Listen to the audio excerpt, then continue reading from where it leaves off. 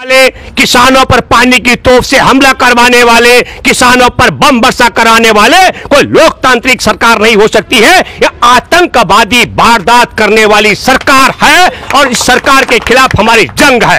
ये करते हैं। मैं दावे के साथ मैं कहता हूं कि जिस दिन नरेंद्र मोदी मुख्यमंत्री थे गुजरात के और अमित शाह फेक इनकाउंटर के मामले में तड़ी पार था, उस वक्त हमारे देश में 2005 में आपदा प्रबंधन कानून का निर्माण हुआ। हमारे देश पे जमीन पर किसी का कब्जा नहीं है। यह नालायक जो आरएसएस के 2007 से चीन के टुकड़ों पर पल रहा है, वो गद्दारी कर रहे हैं, वो हमारे देश का भूगोल बिगाड़ रहे हैं, चीन के नाम पर उस जमीन को कर रहे हैं, हमारे देश का शीश काट करके चीन के चरणों में रख रहे हैं।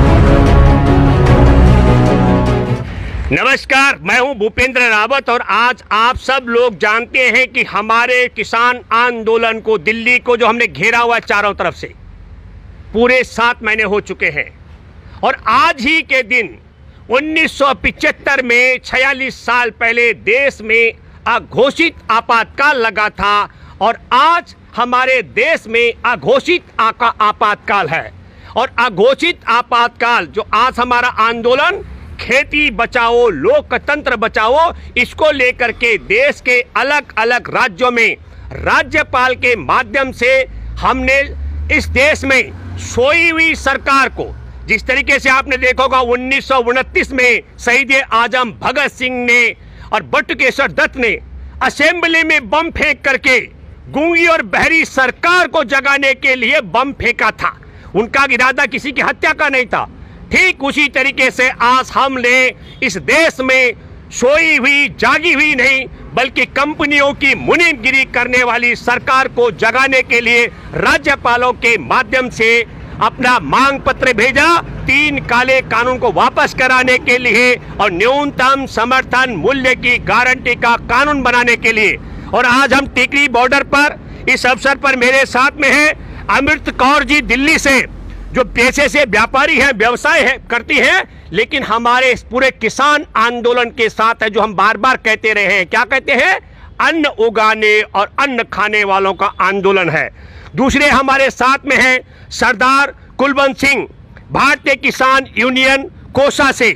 और तीसरे हमारे पास है सुरेंद्र सिंह, क्रांतिकारी यूनियन से। हंसराज घेवरा हमारे साथ हैं, भूमि बचाओ आंदोलन जो 35 दिन दिल्ली में कंझावला में शीज करके रखा था, और उनके साथ में भूमि बचाओ आंदोलन से है आनंद माथुर। और हमारे साथ हैं मेहर सिंह, क्रांतिकारी यूनियन से, बलविंदर सिंह हमारे बीच में है कुल हिंद किसान सभा से, और मनदीप मलिक हमारे साथ युवा साथी इस समय मदद कर रहे हैं ये संदेश आज तक पहुंचाने के लिए वीडियो को लेकर के। तो मैं सबसे पहले जिक्र करूंगा हमारे बीच में सरदार कुलविंदर सिंह कुलवंत सिंह जो कोसा से बीकेयू से हैं, उनसे आग्रह करूंगा कि वो बात रखें कि आज 7 महीने यहाँ हो गए हैं धरने पर, क्या इरादा है, क्या सोच यूनियन के लोगों ने बनाई है इसको लेकर के।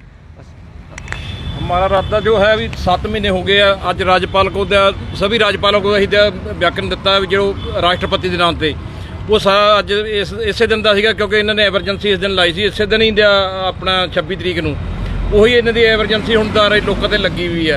ਇਸ ਕਰਕੇ ਇਹਨਾਂ ਤੋਂ ਆਜ਼ਾਦੀ ਲੈਣ ਦੇ ਮਾਰਿਆਂ ਨੇ ਆਪਣੇ ਐਮਐਸਪੀ ਲੈਣ ਦੇ ਵਾਸਤੇ ਅਸੀਂ ਇਹ ਸੰਘਰਸ਼ ਕਰ ਰਹੇ ਹਾਂ। सभी पार्टियां, सभी व्यापारी, मजदूर, किसान सब रल के ਅਸੀਂ कर रहे हैं सारा कुछ जी। मैं हंसराज घेवरा है, जिन्होंने 35 दिन दिल्ली में कंझावला में पहली बार के जिला मुख्यालय पर तालाबंदी हुई थी 2008 में भूमि अधिग्रहण के खिलाफ।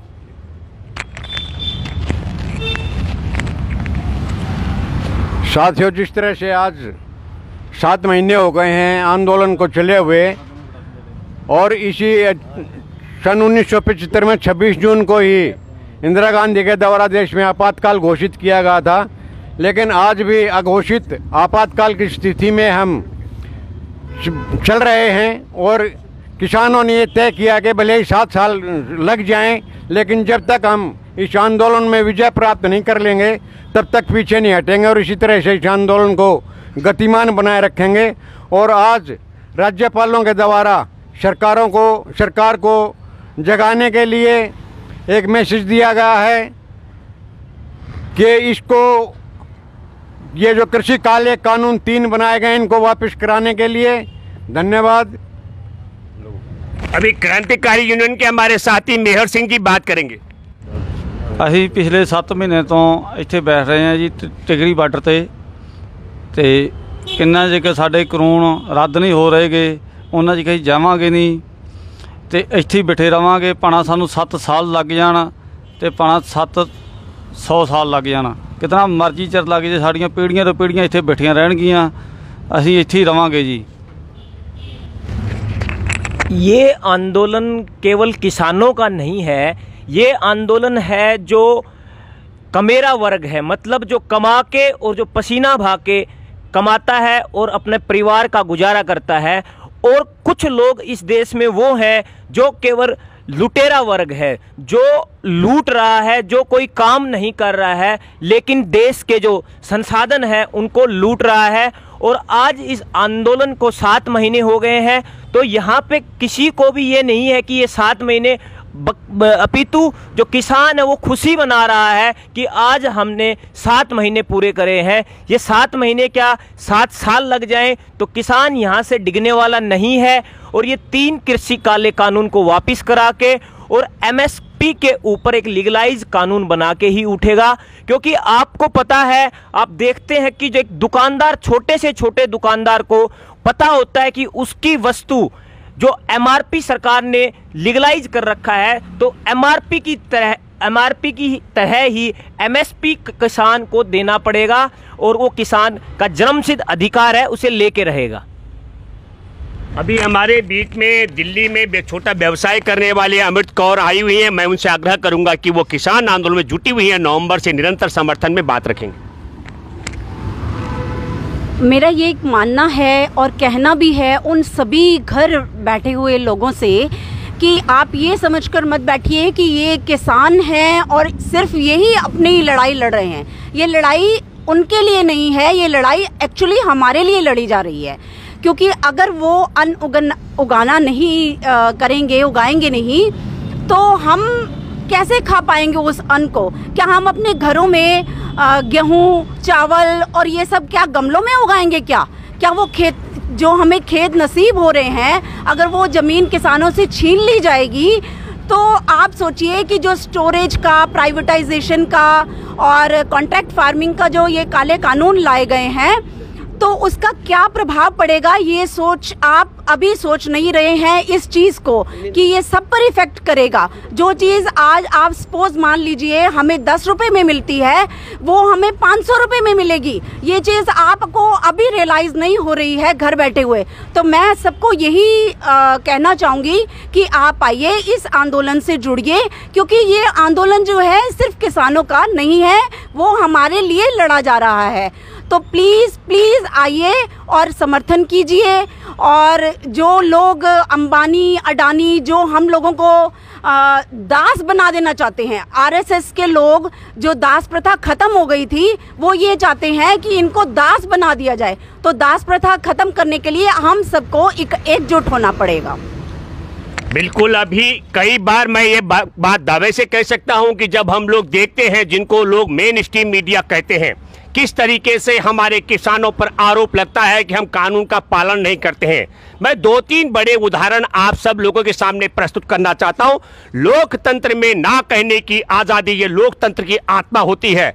जब हमारे किसान दिल्ली की तरफ कूच कर रहे थे, तो सड़कों पर गड्ढे खुदवाने वाले, सड़कों पर बड़े बड़े गाटर बिछाने वाले, सड़कों पर कटीले तार बिछाने वाले, सड़कों पर कीले गढ़वाने वाले, किसानों पर पानी की तोप से हमला करवाने वाले, किसानों पर बम वर्षा कराने वाले कोई लोकतांत्रिक सरकार नहीं हो सकती है। यह आतंकवादी वारदात करने वाली सरकार है और इस सरकार के खिलाफ हमारी जंग है।